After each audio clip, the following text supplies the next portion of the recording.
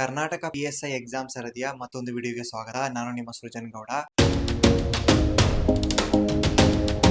ಕಳೆದ ವಿಡಿಯೋದಲ್ಲಿ ನಾವು ಪ್ರತಿಯೊಂದು ಡಿಪಾರ್ಟ್ಮೆಂಟ್ ಅಂದ್ರೆ PSI, RSI ಮತ್ತೆ ESI ಡಿಪಾರ್ಟ್ಮೆಂಟ್ ಬಗ್ಗೆ ಮಾತಾಡ್ದು. ಬಟ್ ಇವತ್ತಿನ ಒಂದು ವಿಡಿಯೋದಲ್ಲಿ ಇಂಪಾರ್ಟೆಂಟ್ ಪಾಯಿಂಟ್ ಏನು ಅಂತಂದ್ರೆ ಸಿಲೆಬಸ್ ನೆಕ್ಸ್ಟ್ ವಿಡಿಯೋದಲ್ಲಿ ನಾನು ಹೇಳ್ತೀನಿ. ಬಟ್ ಯಾವ ಸಬ್ಜೆಕ್ಟ್ಸ್ ಇರ್ತವೆ ಮತ್ತೆ ಎಷ್ಟೆಷ್ಟು ವೈಟೇಜ್ ಕೊಡಬೇಕು, ಯಾಕಂದ್ರೆ ಒಂದು ಮೈಂಡ್ ಅಲ್ಲಿ ಇಟ್ಕೊಳ್ಳಿ. ಸೊ ಯಾವುದೇ ಕಾಂಪಿಟೇಟಿವ್ ಎಕ್ಸಾಮ್ ಇರಲಿ, ಸೊ ನಿಮ್ಗೆ ಒಂದು ಮೈಂಡ್ ಅಲ್ಲಿ ಇರಬೇಕು ಏನ್ ಗೊತ್ತಾ. ಸೊ ಫಸ್ಟ್ ಪಾಯಿಂಟ್ ಏನಂತಂದ್ರೆ ತುಂಬಾ ವಾಸ್ಟ್ ಸಬ್ಜೆಕ್ಟ್ ಇರುತ್ತೆ. ಸೊ ನೀವು ಅದನ್ನ ಯಾವ ತರ ಕಡಿಮೆ ಮಾಡಿ ಪ್ರಾಪರ್ ಆಗಿ ರಿವಿಷನ್ ಮಾಡ್ತೀರಾ, ಅವರು ಈಸಿಯಾಗಿ ಸೀಟ್ ಹೊಡಿತಾರೆ, ಗೌರ್ಮೆಂಟ್ ಎಕ್ಸಾಮ್ ನ ಕ್ಲಿಯರ್ ಮಾಡ್ತಾರೆ. ಸೊ ಇಲ್ಲ ಅಂತಂದ್ರೆ ಎಕ್ಸಾಮ್ ಓದ್ಕೊಂಡು ಬರೀ ಓದ್ಕೊಂಡೇ ಇರ್ಬೇಕಾಯ್ತದೆ. ಸೊ ಹಾಗಾದ್ರಿಂದ ನೀವು ಯಾವ ತರ ಪ್ರಾಪರ್ ಆಗಿ ಥಿಂಕ್ ಮಾಡಿ ಯಾವ ಸಬ್ಜೆಕ್ಟ್ ಗೆ ಎಷ್ಟು ವೈಟೇಜ್ ಕೊಡ್ಬೇಕಂತ ಯೋಚನೆ ಮಾಡಿ ಪ್ರಾಪರ್ ಆಗಿ ಡಿಸಿಷನ್ ತಗೊಂಡ್ರೆ ಎಕ್ಸಾಮ್ ನ ಬೇಗ ಆದಷ್ಟು ಕಡಿಮೆ ಅಟೆಂಪ್ಟ್ ಅಲ್ಲಿ ಕ್ಲಿಯರ್ ಮಾಡ್ಕೊಂಡು ಬೇಗ ನೀವು ಅನ್ಕೊಂಡ ಜಾಬ್ ನ ಕ್ಲಿಯರ್ ಮಾಡ್ಬೋದು. ಅದೇ ತರ ಇವತ್ತು PSI, ESI, RSI ಎಕ್ಸಾಮ್ ಗೆ ಸಿಲೆಬಸ್ 3 ಒಂದೇ. ಸೊ ಸಿಲೆಬಸ್ ಏನು ಚೇಂಜ್ ಇಲ್ಲ, ಸಿಲೆಬಸ್ 3 ಒಂದೇ. ಸೊ ಈ ಸಿಲೆಬಸ್ ನ ನೀವು ಪ್ರಾಪರ್ ಆಗಿ ಓದಿದ್ರೆ 3 ಎಕ್ಸಾಮ್ ನೀವು ಆರಾಮಾಗಿ ಬರೀಬಹುದು. ಸೊ ಆ ಸಿಲೆಬಸ್ ಏನು, ಎಷ್ಟು ವೈಟೇಜ್ ಅಂತ ವಿಡಿಯೋದಲ್ಲಿ ನೋಡ್ತಾ ಬನ್ನಿ. ಇನಿಷಿಯಲಿ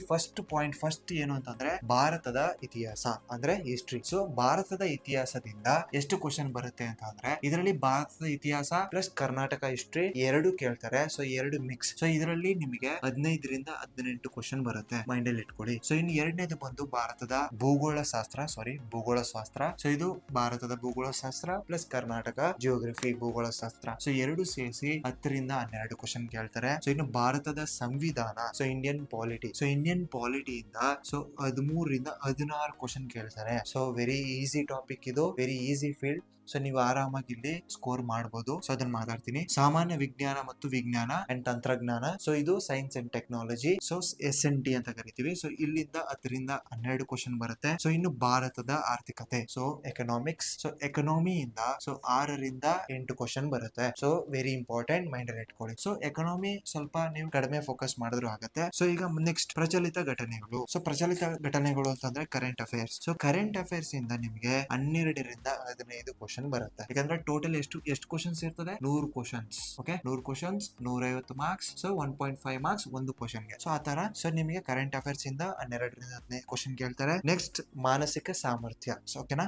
ಮಾನಸಿಕ ಸಾಮರ್ಥ್ಯ, mental ability. So mental ability ಇಂದ 12ರಿಂದ 15 ಕ್ವಶನ್ ಕೇಳ್ತಾರೆ. So next computer. So computer ನಿಮಗೆ ಫುಲ್ ಅಡ್ವಾನ್ಸ್ ಆಗಂತಲ್ಲ, basic like copy paste, so MS Excel, word, so ಈ ತರ ಬೇಸಿಕ್ ಕ್ವಶನ್ಸ್ ಕೇಳ್ತಾರೆ. ಸೊ ಇಲ್ಲಿ 4ರಿಂದ 6 ಕ್ವಶನ್ ಬರುತ್ತೆ. ಸೊ ಓವರ್ ಆಲ್ ಆಗಿ ಕ್ವಶನ್ ಕೇಳ್ತಾರೆ. ಸೊ ಇದು ವೆಯ್ಟೇಜ್. ಸೊ ನಿಮಗೆ ಈ ವೆಯ್ಟೇಜ್ ಎಷ್ಟರಿಂದ ಯಾವ ಒಂದು ಟಾಪಿಕ್ ಇಂದ ಎಷ್ಟು ಬರುತ್ತೆ ಅಂತ ಗೊತ್ತಿದ್ರೆ ಸಬ್ಜೆಕ್ಟ್ ಇಂದ, ಸೊ ನೀವು ಈಸಿಯಾಗಿ ಟೈಮ್ ನ ಡಿವೈಡ್ ಮಾಡ್ಕೋಬಹುದು. ಸೊ ನೀವು ಟೈಮ್ ನ ಯಾವ ತರ ಡಿವೈಡ್ ಮಾಡ್ಕೊಂಡು ಯಾವ ಸಬ್ಜೆಕ್ಟ್ ಗೆ ಎಷ್ಟು ಟೈಮ್ ಕೊಟ್ಬೇಕು ಅಂತ ಪ್ರಾಪರ್ ಆಗಿ ಪ್ಲಾನ್ ಹಾಕೊಂಡು ಓದಿದ್ರೆ ಈಸಿಯಾಗಿ ಕ್ಲಿಯರ್ ಮಾಡ್ತೀರಾ. ಇಲ್ಲ ಅಂತಂದ್ರೆ 3 ತಿಂಗಳು ಇಷ್ಟು ಇಟ್ಕೊಂಡು ಇಷ್ಟು ಓದ್ತಾನೆ ಇದ್ರೆ ಯಾವ ಕಂಪ್ಲೀಟ್ ಮಾಡ್ತೀರಾ. ನಮಗ್ ಬೇಕಾಗಿರೋದೇನು, ಎಕ್ಸಾಮ್ ಕ್ಲಿಯರ್ ಮಾಡ್ಬೇಕಷ್ಟೇ. ಮೈಂಡ್ ಅಲ್ಲಿ ಇಟ್ಕೊಳ್ಳಿ, ಎಕ್ಸಾಮ್ ನಾವು ಕ್ಲಿಯರ್ ಮಾಡ್ಬೇಕಷ್ಟೇ. ನಾವಿಲ್ಲಿ ಎಕ್ಸ್ಪರ್ಟ್ ಆಗಿ ಸಬ್ಜೆಕ್ಟ್ ತಿಳ್ಕೊಂಡು ಪ್ರೊಫೆಸರ್ ಆಗ್ಬೇಕು ಅಂತ ಬಂದಿಲ್ಲ. ಸೊ ಇಲ್ಲಿ ನಮ್ಗೆ ಬೇಕಾಗಿರೋದೇನು, ನಾವು ಎಕ್ಸಾಮ್ ಕ್ಲಿಯರ್ ಮಾಡಕ್ಕೆ ಎಷ್ಟು ಸಿಲೆಬಸ್ ಬೇಕು, ಎಷ್ಟು ಸಬ್ಜೆಕ್ಟ್ ಬೇಕು ಅಷ್ಟೇ ಓದಬೇಕು. ಸೊ ಡೀಪ್ ಆಗಿ ಓದಿ ನೀವು ಪ್ರೊಫೆಸರ್ ಆಗ್ಬೇಕು ಅಂತ ಬಂದಿಲ್ಲ. ಅದಕ್ಕೆ ಬೇರೆ ಫೀಲ್ಡ್ ಇದಾವೆ. ನಿಮ್ಗೆ ಎಕ್ಸಾಮ್ಗೆ ಎಷ್ಟು ಬೇಕು ಅಷ್ಟೇ ಓದಬೇಕು. ಹಾಗಾದ್ರೆ ನೀವು ಪ್ರಾಪರ್ ಆಗಿ ಸೊ ಎಷ್ಟು ಕ್ವಶನ್ಸ್ ಬರುತ್ತೆ, ಎಷ್ಟು ಕ್ವಶನ್ಸ್ ಇದಾವೆ ಅಂತ ನೀವು ಪ್ರಾಪರ್ ಆಗಿ ಥಿಂಕ್ ಮಾಡಿದ್ರೆ ಸೊ ನಿಮಗೆ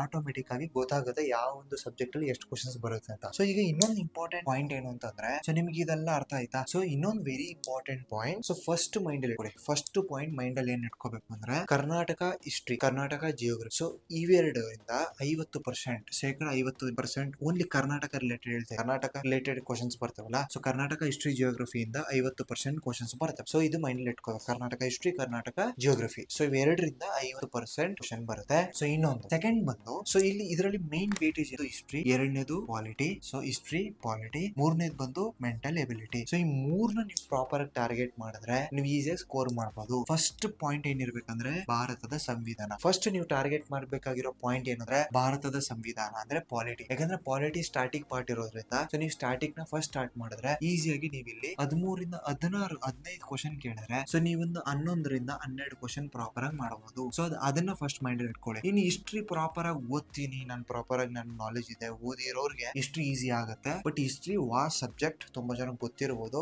ತುಂಬಾ ಸಬ್ಜೆಕ್ಟ್ ಇರೋದ್ರಿಂದ ಓದೋದು ಕಷ್ಟ ಆಗುತ್ತೆ. ಸೊ ಬೇರೆ ಸಬ್ಜೆಕ್ಟ್ ನ ಟಾರ್ಗೆಟ್ ಮಾಡಬಹುದು. ನೋಡಿ, ಭೂಗೋಳ ಶಾಸ್ತ್ರ ಈಸಿಯಾಗಿ ಮಾಡಬಹುದು. ನೆಕ್ಸ್ಟ್ ಒಂದು ಜಿಯೋಗ್ರಫಿ ಮಾಡಬಹುದು, ಪಾಲಿಟಿ, ಸಂವಿಧಾನ ಮಾಡ್ಬೋದು. Mental ability some important topics ಇರ್ತವೆ, ಅದರಿಂದನೇ ಕ್ವಶನ್ಸ್ ಬರುತ್ತೆ. ಸೊ ಅದನ್ನು ಕೂಡ ಮಾಡ್ಬೋದು, ಮೆಂಟಲ್ ಎಬಿಲಿಟಿ ಕ್ಲಿಯರ್ ಮಾಡ್ಬೋದು. ಆರ್ಥಿಕತೆ ಸ್ವಲ್ಪ ಕ್ವಶನ್ಸ್, ಅದೇನ್ ತೊಂದ್ರೆ ಇಲ್ಲ. ಸೊ ಈಗ ನಿಮ್ಗೆ ಅರ್ಥ ಆಯ್ತು ಅನ್ಕೋತೀನಿ. ಸೊ ಒಂದು ಬ್ರಾಡ್ ಅಂಡರ್ಸ್ಟ್ಯಾಂಡಿಂಗ್, ಯಾಕಂತ ಅಂದ್ರೆ ನಿಮ್ಗೆ ಯಾವ ಸಬ್ಜೆಕ್ಟ್ ಅಲ್ಲಿ ಎಷ್ಟು ಕ್ವಶನ್ಸ್ ಬರ್ತವೆ ಅಂತ ಗೊತ್ತಿದ್ರೆ ಈಸಿ ಆಗುತ್ತೆ. ಸೊ ನೀವು ಡಿವೈಡ್ ಮಾಡ್ಕೋಬೇಕು, ಕೋರ್ ಯಾವುದು, ನೆಕ್ಸ್ಟ್ ಲೆವೆಲ್ ಯಾವುದು. ಸೊ ಫಸ್ಟ್ ನೀವು ಕೋರ್ ನ ಕಂಪ್ಲೀಟ್ ಮಾಡ್ಬಿಡ್ಬೇಕು, ಅದಾದ್ಮೇಲೆ ನೆಕ್ಸ್ಟ್ ಲೆವೆಲ್ ಬರಬೇಕು. ಸೊ ಹೈಯೆಸ್ಟ್ ಯಾವ ಕ್ವಶನ್ ಬರುತ್ತೆ ಅದನ್ನ ಫಸ್ಟ್ ಕಂಪ್ಲೀಟ್ ಮಾಡ್ಕೊಳ್ಳಿ. ಅದಾದ್ಮೇಲೆ ನೆಕ್ಸ್ಟ್ ಕಡಿಮೆ ಕ್ವಶನ್ಸ್ ಯಾವ್ದು ಕೇಳ್ತಾರೆ ಅದ್ರ ಮೇಲೆ ಟೈಮ್ ಕೊಡಿ. ಯಾಕಂದ್ರೆ ನೀವು ಬರೀ ಕ್ವಶನ್ಸ್ ಕಡಿಮೆ ಬರೋದ್ರಿಂದ ಜಾಸ್ತಿ ಟೈಮ್ ಕೊಟ್ರೆ ನೀವು ಎಕ್ಸಾಮ್ ಅಲ್ಲಿ ಯಾವ ತರ ಕ್ಲಿಯರ್ ಮಾಡ್ತೀರಾ, ಸೊ ಅದೊಂದು ಪ್ರಾಪರ್ ಆಗಿ ಯೋಚನೆ ಮಾಡಿ. ಸೊ ಇದು ನಿಮಗೆ ಅರ್ಥ ಆಯ್ತು ಅನ್ಕೋತೀನಿ. ಏನಾದ್ರು ಡೌಟ್ಸ್ ಇದ್ರೆ ಕಮೆಂಟ್ ಸೆಕ್ಷನ್ ಅಲ್ಲಿ ಕಮೆಂಟ್ ಮಾಡಿ, ಏನಾದ್ರು ಮಿಸ್ಟೇಕ್ಸ್ ಇದ್ರೆ ಕೂಡ ಕಮೆಂಟ್ ಸೆಕ್ಷನ್ ಅಲ್ಲಿ ಕಮೆಂಟ್ ಮಾಡಿ. ಸೊ ನಾನು ಅದಕ್ಕೆ ಖಂಡಿತ ರಿಪ್ಲೈ ಮಾಡ್ತೀನಿ. ನೆಕ್ಸ್ಟ್ ವಿಡಿಯೋಸ್ ನ ಇದೇ ತರ PSI ಎಕ್ಸಾಮ್ ಅಥವಾ RSC ESI ಎಕ್ಸಾಮ್ಸ್ ಅಲ್ಲಿ ಸಿಲೆಬಸ್ ಯಾವ ತರ ಇರುತ್ತೆ, ಕನ್ನಡದವರಿಗೆ ಇಂಗ್ಲಿಷ್ ಅವರಿಗೆ ಸಪರೇಟ್ ಮಾಡ್ಬೇಕು ಅನ್ಕೊಂಡಿದ್ದೀನಿ. ವಿಡಿಯೋ ಬೇಕಂದ್ರೆ ಕಮೆಂಟ್ ಸೆಕ್ಷನ್ ಅಲ್ಲಿ ಕಮೆಂಟ್ ಮಾಡಿ. ಈ ವಿಡಿಯೋ ನಿಮ್ಗೆ ಇಷ್ಟ ಆಗಿದ್ರೆ ಲೈಕ್ ಮಾಡಿ, ಶೇರ್ ಮಾಡಿ, ಕಮೆಂಟ್ ಮಾಡಿ. ಅಂಡ್ ನಮ್ಮ ಚಾನಲ್ ನ ಸಪೋರ್ಟ್ ಮಾಡೋದ್ ಮರಿಬೇಡಿ. ನಿಮ್ಮ ಸಪೋರ್ಟ್ ನನ್ನ ಬೆಂಬಲ ಅಂತ ಹೇಳ್ತಾ ಮತ್ತೊಂದು ವಿಡಿಯೋ ಜೊತೆ ಸಿಗೋದಾ. ನಮಸ್ಕಾರ.